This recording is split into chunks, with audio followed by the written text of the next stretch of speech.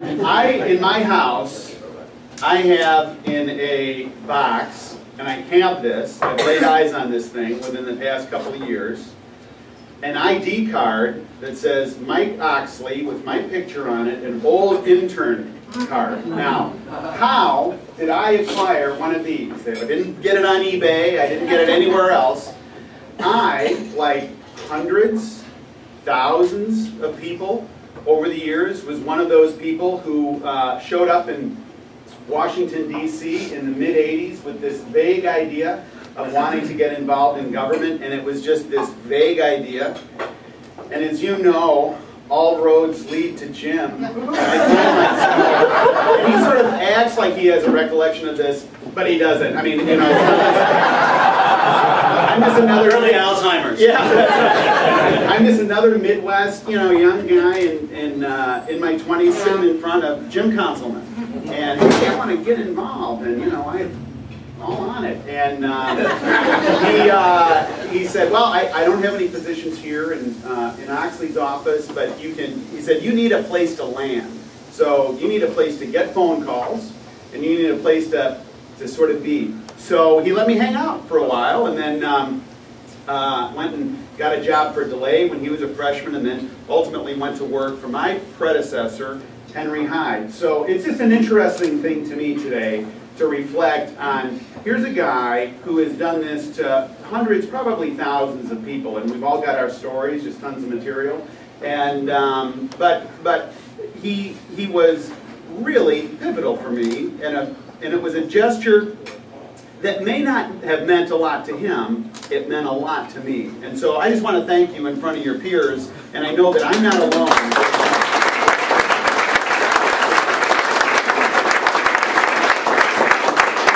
We're here in an incredibly interesting season in all of our public life, and serving on the Ways and Means Committee that I'm very partial towards, and towards Dave Camp's leadership in particular. Let me just give you a word about how the committee is approaching things and how we're trying to take a running start at this. When the gavel flipped and Dave became the chairman, he whistled the whole committee, both sides, into the library.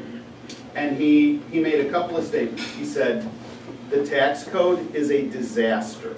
And everybody around the table said, yeah, it's a disaster. We're the committee of jurisdiction. Everybody looks around and, yeah, we're the committee of jurisdiction.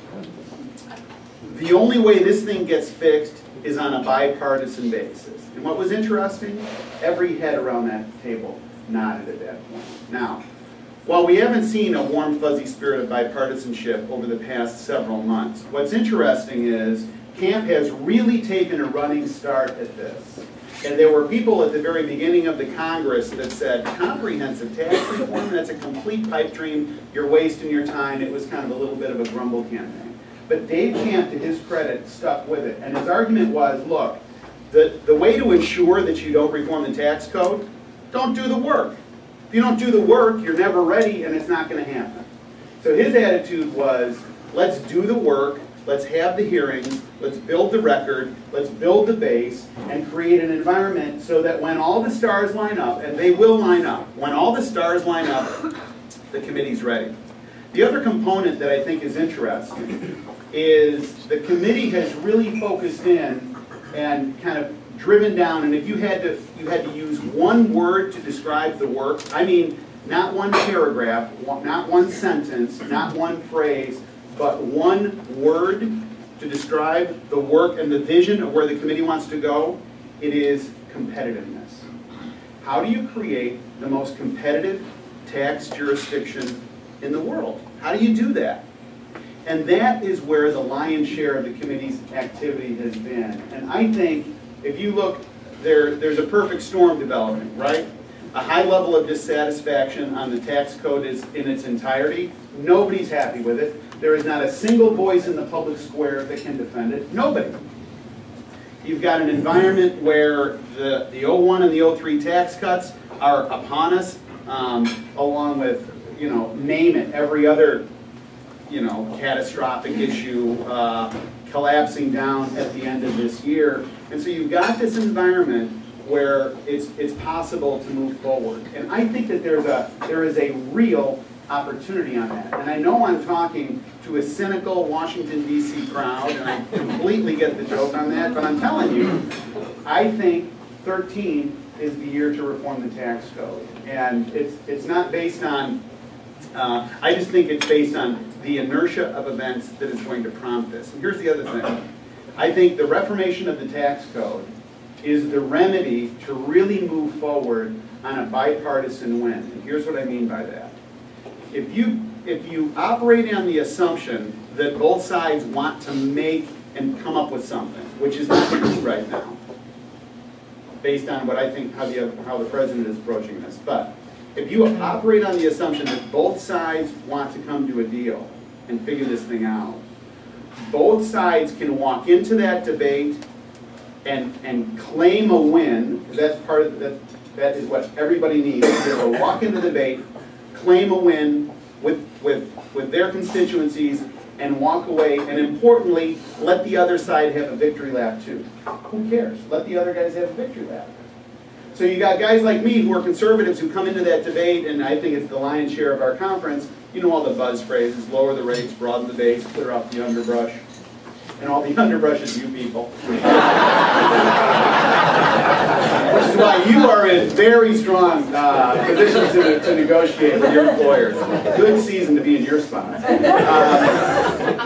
The other side can come to that and they say, look, you know, competitiveness, I don't really, you know, that's not really my gig. You know, I'm fairness, I want more money to come in on the federal revenue side. And if you understand the realities of economics, if we do this, if you create a growth agenda, you're going to get more federal revenues coming in, therefore win-win. And I would suggest that there's not a lot of situations that are like that transform a lot of other areas in our public life.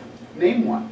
You know, you've got to change fundamentally your worldview about energy. You've got to change fundamentally your worldview about healthcare. You've got to change fundamentally your worldview about other things. In other words, somebody's got to win and somebody else has to lose. But in taxes, if you approach it the right way, you can come up with a win-win scenario. Now, it's all attitudinal.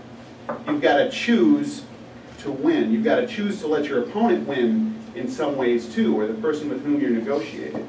So I think that's worth fighting for, and that's worth driving for.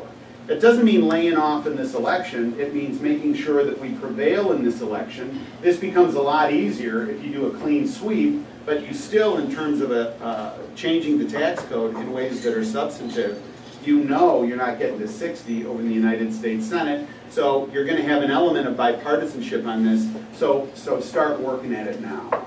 So that's Ways and Means 101. Let me give you a quick sense of what I think is happening at kind of at a leadership level, and maybe these are more just my reflections on things that I've learned. What's interesting, as you know, is that everybody at the leadership table is brand new in the responsibility that they have. So I've never been the chief deputy whip, Kevin's never been the whip, Jeff's never been the conference chairman, Eric's never been the leader, John Boehner's never been the speaker before. All right, so in we come, and the first adventure that's upon us is the continuing resolution. What a joy. So we start working the CR, and you know how the old days were, right? Speaker would go into a room, negotiate something, white smoke comes out of the chimney, everybody gathers around, great, we're for it, great, let's go, everybody votes aye, and off you go. Let's just say that didn't happen. All right, so in terms of the continuing resolution, Kevin McCarthy and I made a decision that we're not going to do this that way again. And McCarthy, those of you who know him, the guy's a natural. He really is as good as you think he is. And his gift, in my opinion, is he is a very collaborative person. So Kevin's gift, from a leadership point of view, is getting people together. Get people together. When we came in as freshmen, he was always the fun guy. Hey, let's go to dinner. Where are we going? I don't know. Ask Kevin. You know, he's one of those guys. So now he's with, and he's doing the exact same thing. How are we voting? I don't know. Hey, let's ask Kevin. So Kevin got people together, and we took a running start at these roll calls. And what we figured out was this. If you give good members good information and give them time, you can get to a good result. If you don't include them, if you give them junk, and you tell them you're going to vote on it this afternoon, guess what? Any of you have children? You know, a lot of kids? What happens when your kids come up to you and say, hey, can I do this? And you say, well, let me think about it. And they say, well, can I do this? Can I do this? Can I do this? And you finally reach this point where you say, really? You want an answer right now? You want an answer? Yeah, what's your answer? No. That's my answer. Oh, no, think about it. Think about it. All right. So what we figured out, as members of Congress, they really do operate on the same principle. And that is, hey, think about it a little bit more. You know, think about it. Think about it. And so we had this great exercise, and we began to get some traction internally. And we've had all kinds of adventures, and you've read about them all in the paper. But we had Paul Ryan in to begin to lay the groundwork to pass the budget. Because as you know, budgets by their definition are miserable documents. Nobody, you know, I've done hundreds of parades out in my district. Nobody ever has shouted out to me, Peter, great budget. All right, so we're asking members to come together and vote for a budget that's really substantive and is going to really be frame the debate for the next election. It is going to be a budget of consequence. You're not going to pass this just by chucking it on the floor. So Paul comes in and we do these listening sessions, and here's the interesting thing. Really highly interactive, and I've complimented Paul personally on this, the ability to hear someone's observation or complaint or concern, to process it, knowing in the back of your head, wow, I've been marinating in this issue for 14 years and I know this stuff cold. How can I communicate so I'm not putting this person down, but bringing them along, right? And that's a challenge, but he's really good at it. Accommodating, working with people, trying to make some changes that make sense. And there were two attitudes that we were able to draw together out of these listening sessions. 20 of these listening sessions. One attitude, a guy raises his hand, a member, and says, let me get this right. Now those of you who don't know group dynamics, the let me get this right guy is never your friend. Let me get this right. We're going to means test Medicare. Yeah, man, we're going to means test Medicare. And honestly, he goes up like this to the whole group. He goes, I've really enjoyed my short time in Congress. It's really fantastic serving with you all. I'm gone if I vote to means test Medicare.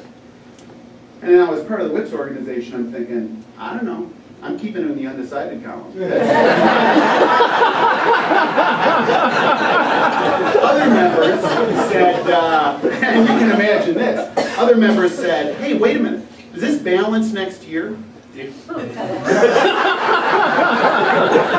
back to the third slide, man. Go back to the third slide. 10,000 people every 24 hours are coming into Medicare.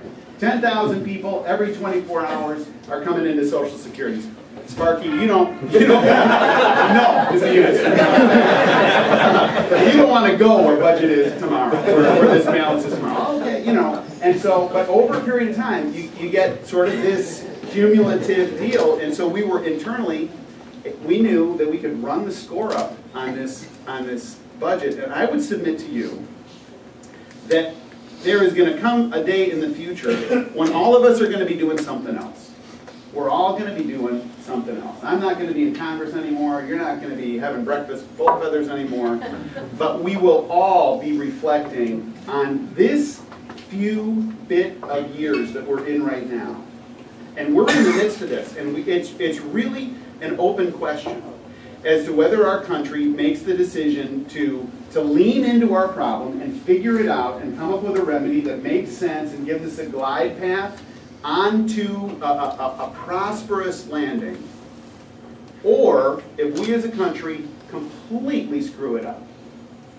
And it's hard to see any other alternative. We're either going to lay a foundation where we're building upon prosperity, or we manage our decline, essentially. And what heartens me about the new members that have come, the new members that have come have basically come here to do something and not to be somebody. And there is a freshness to that. You can't bottle that. You can't recruit that.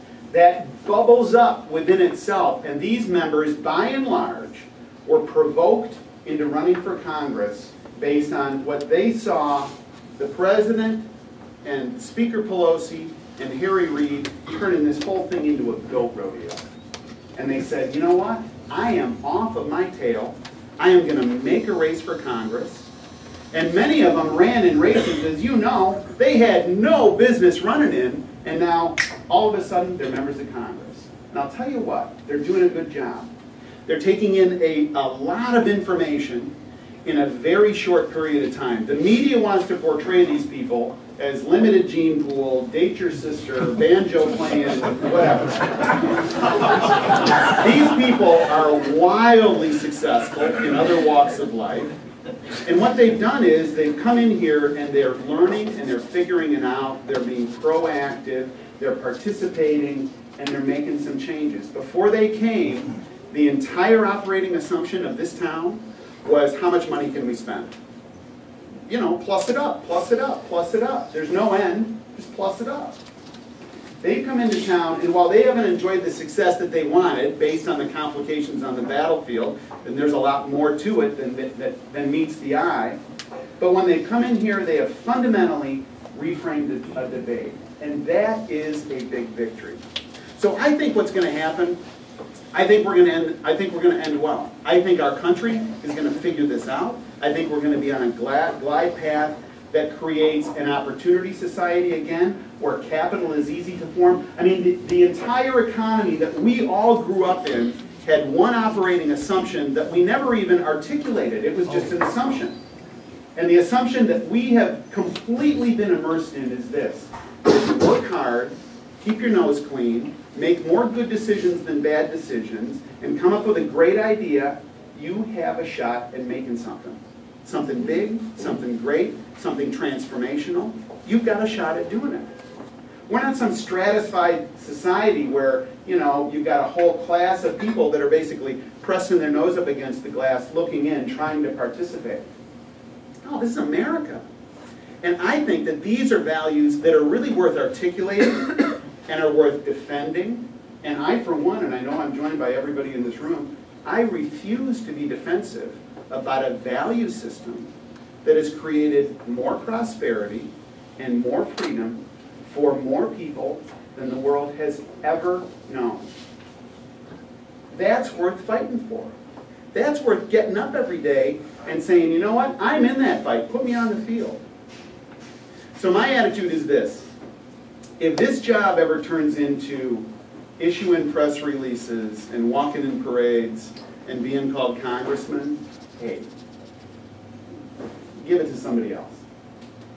But as long as we're fighting for those core values and we're making a change and you're making a difference on the long-term trend of this country, then I'm in this thing. Win or lose, I'm in this thing, and wild horses couldn't pull me out of this arena.